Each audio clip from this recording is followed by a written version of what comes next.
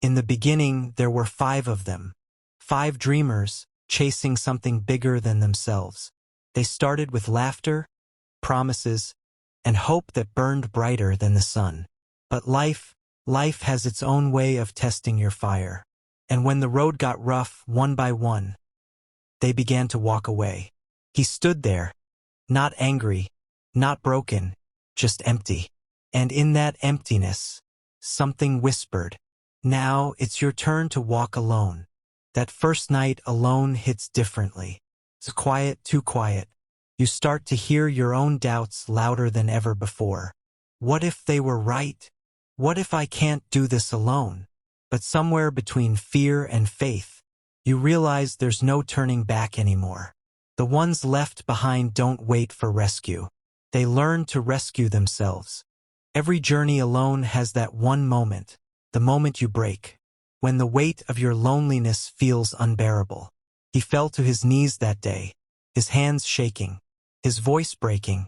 He shouted into the wind, not for help, but for release. Why me?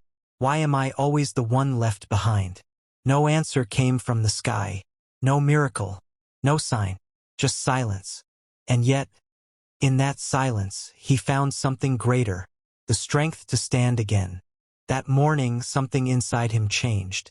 He stopped asking why me and started saying try me. He realized, no one is coming to lead you. No one is coming to save you.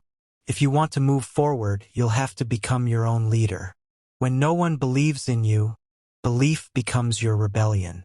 When no one follows you, discipline becomes your weapon. The boy who once needed guidance became the man who created his own path. He began to enjoy the solitude. He began to find rhythm in his pain. Every scar became a lesson. Every setback a silent teacher.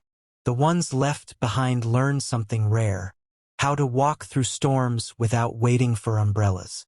Because leadership isn't given, it's born in silence. He didn't hate them for leaving. He understood now. Some people aren't meant to finish the same journey. They left to find comfort. He stayed to find purpose. And maybe that was how it was always meant to be.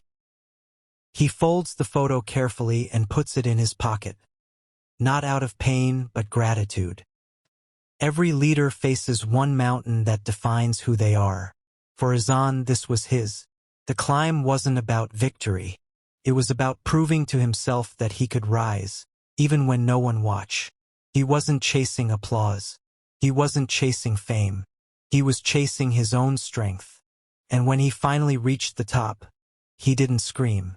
He just stood there, breathing, alive, free. He finally understood. Being left behind wasn't a curse. It was an invitation. An invitation to become who he was meant to be. Because when you stop waiting for others to lead you, you discover something extraordinary. You already knew the way. The real leader isn't the one followed by many. It's the one who keeps walking, even when no one is behind them. Friend, surprised. You made it. He smiles humbly. Izan, I didn't make it. I became it.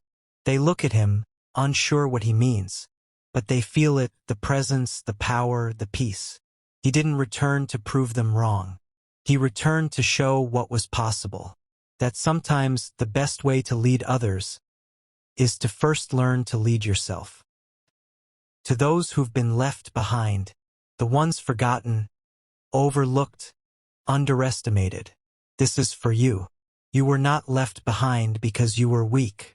You were left behind because you were meant to grow where others stopped. Because solitude breeds strength. Because pain builds character. And because when no one shows you the way, you carve your own. The ones left behind learn to lead themselves. And when they do, the world follows their light.